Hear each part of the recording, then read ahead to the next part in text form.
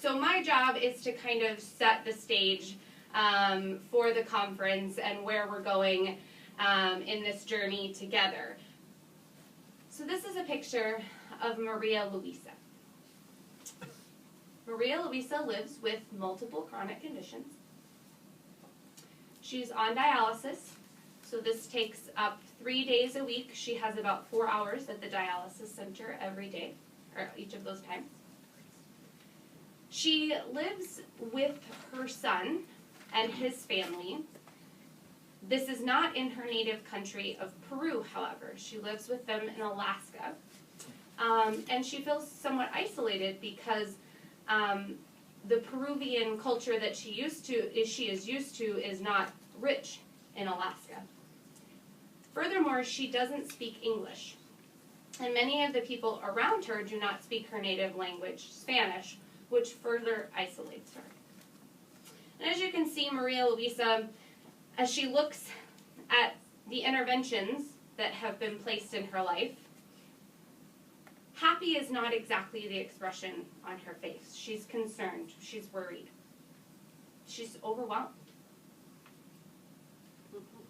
This is me. I don't look unhappy. I look quite happy. This was on a trip actually visiting T in France. So I was there in July for a conference and had the joy of traveling. And you might ask, why on earth am I showing you this very happy picture of me next to Maria Luisa? Until you realize that this is my Sunday evening. This ritual accompanies me every week. And it keeps me happy, healthy, standing here, traveling on my merry way. Maria Luisa and I have another thing in common.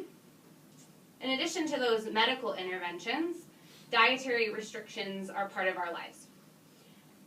So Maria Luisa has been told that she needs to eat a diet low in phosphorus and sodium. And so this is the potatoes that her dietitian thinks she should be eating. But these are what the potatoes in her home country of Peru look like.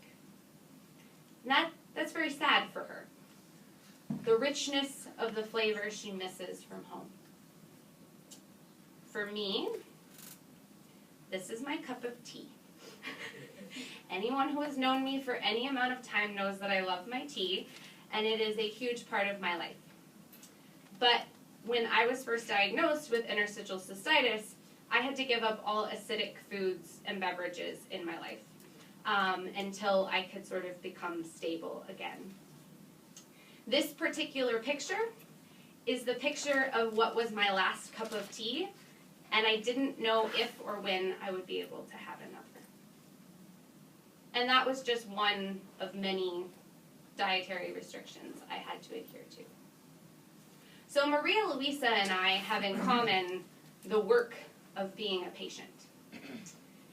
And this is the work that often goes unnoticed and unappreciated in clinical care, because most of it happens behind the scenes in places that you don't see when the patient is sitting in front of you.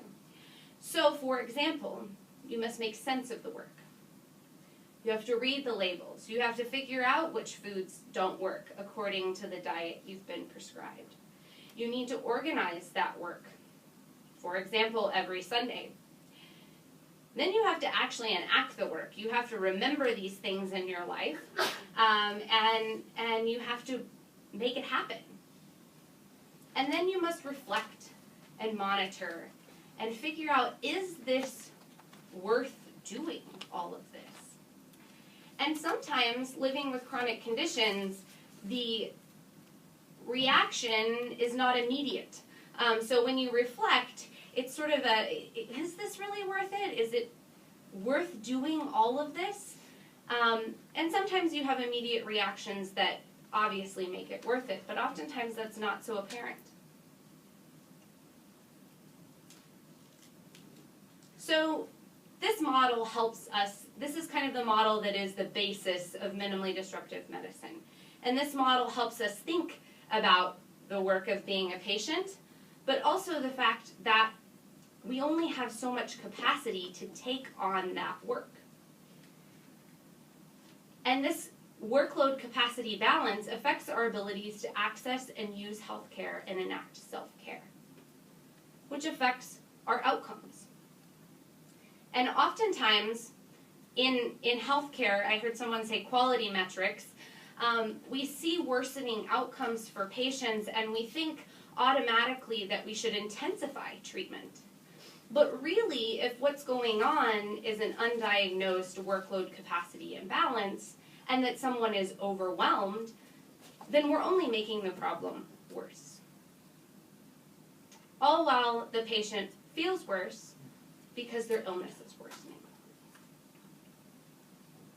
Now, in the past few years, I spent a lot of time studying what makes patient capacity.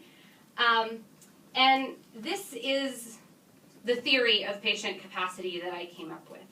So when you see a patient in front of you, what might be contributing to or hindering their capacity? Their biography. Who you are and what you do in the world matters. And when chronic illness comes along, it interrupts that.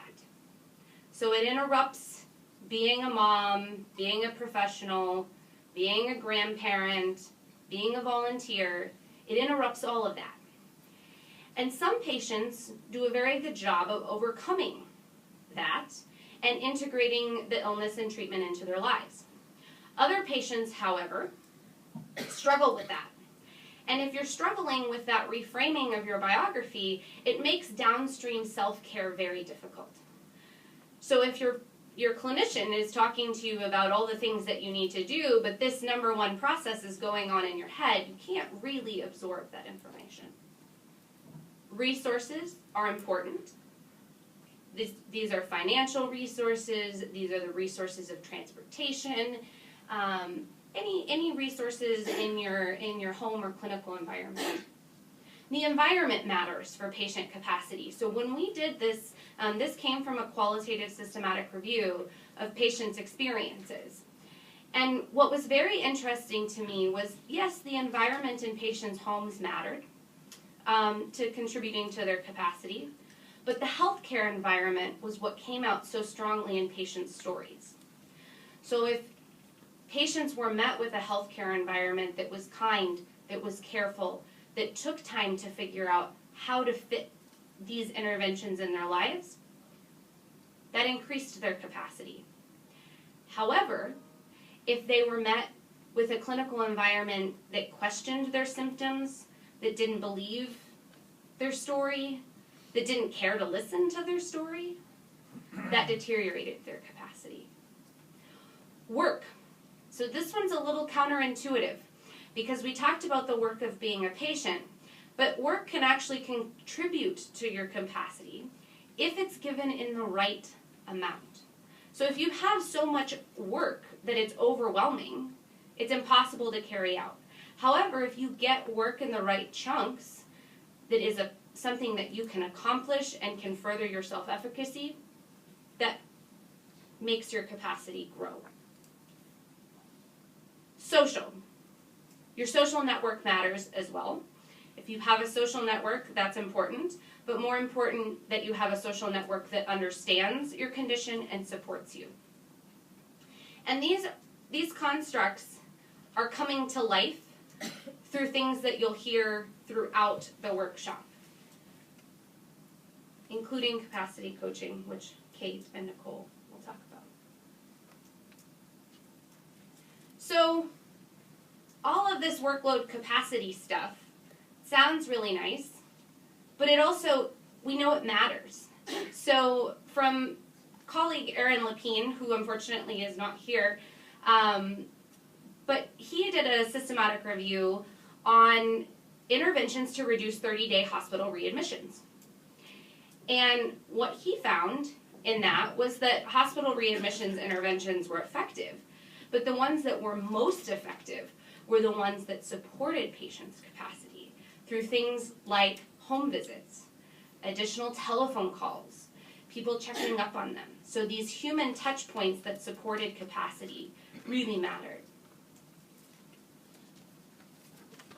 But that's great that it matters, but how do we make it happen in real life, in real clinics? And that's the journey that we really are going on together here, and a journey that I think we have furthered in the care unit over the last couple of years.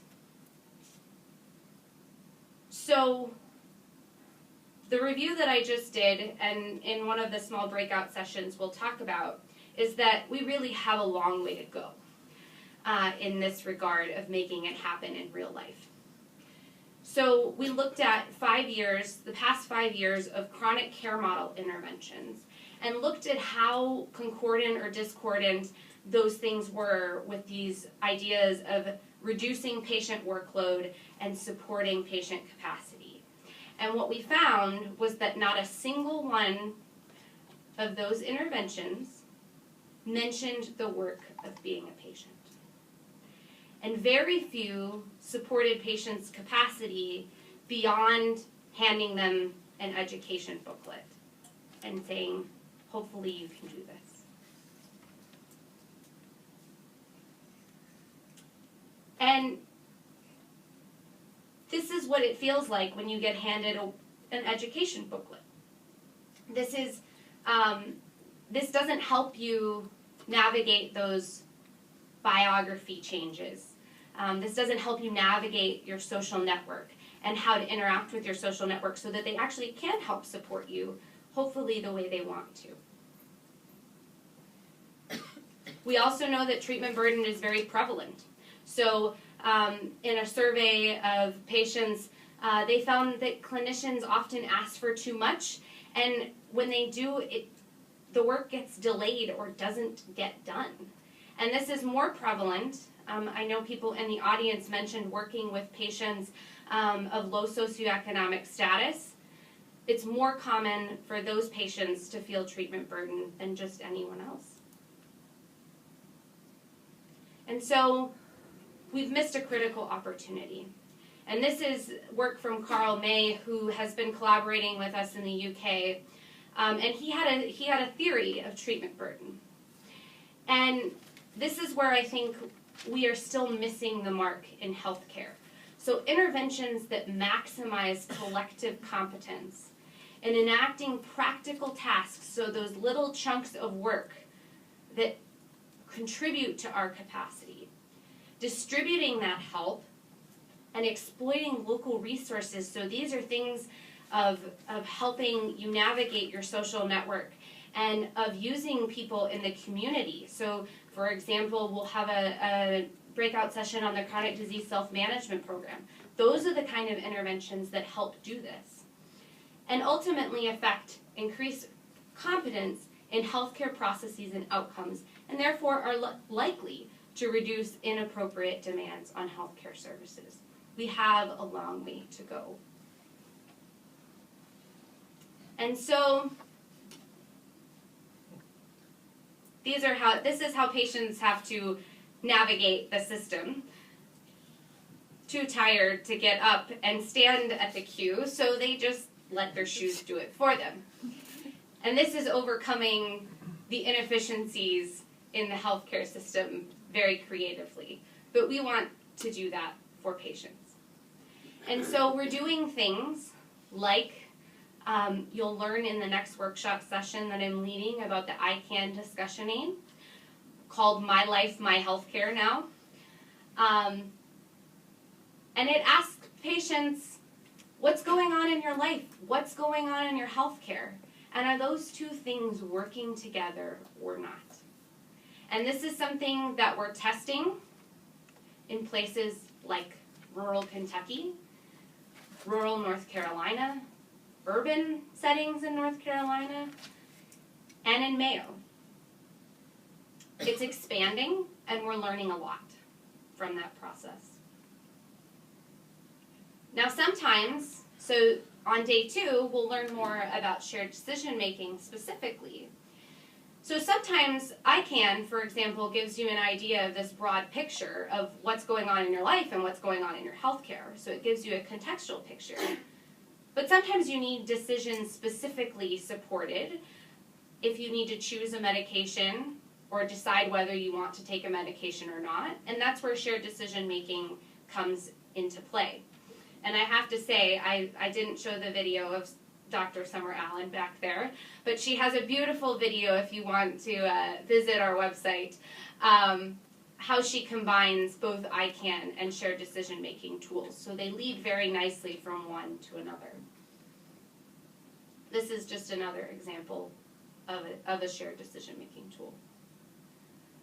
And sometimes you need to decide both, do you want to take this medicine, and how will this medicine work in your life?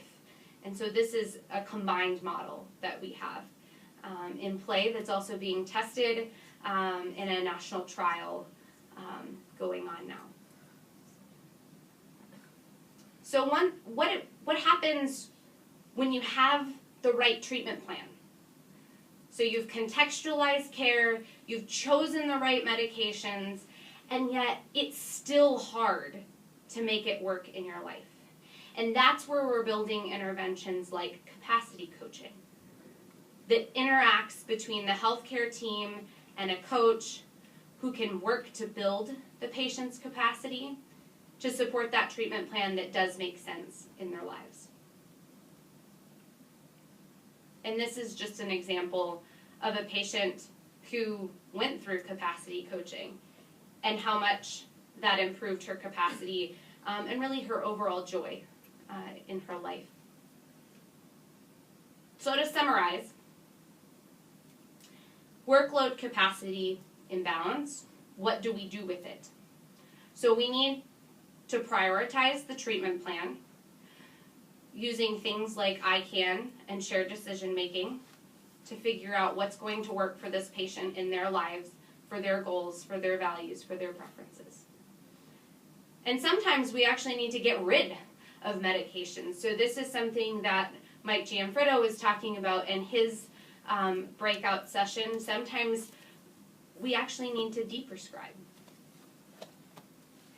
And then we need to support patients' capacity, really support it, not by giving them just an information booklet. Things like coaching, which we've talked about, self-management training, so that chronic disease self-management, that can bolster patients' capacity. There's palliative care people in the audience. That plays a huge role in supporting patients' capacity through minimizing symptom burden. Mental health is important, as well as physical and occupational therapy. So these are all actions that we can do and we're working towards. And we hope that the tools that you'll meet today will help in that way. And community resources are important as well.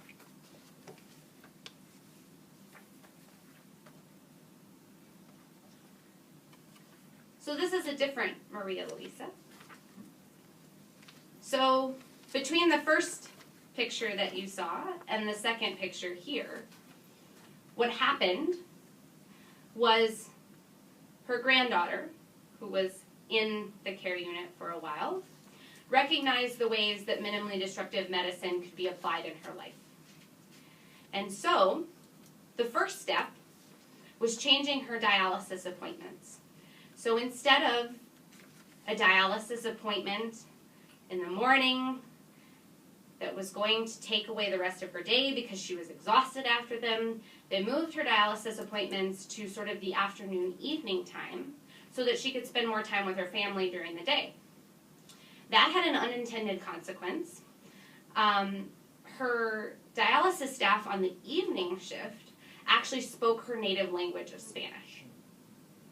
And so her world opened up. Through that connection, they then realized those potatoes, she really wanted to eat those potatoes. And they were able to connect her with a dietitian that both could help meet the needs of her care plan, but also could meet the needs of her rich cultural food experience that she was missing so much. And so Maria Luisa looked very different after that happened. But these were all small, minor changes that could be enacted in her care just by listening to her story. For me, 6 months later, I finally could have tea again.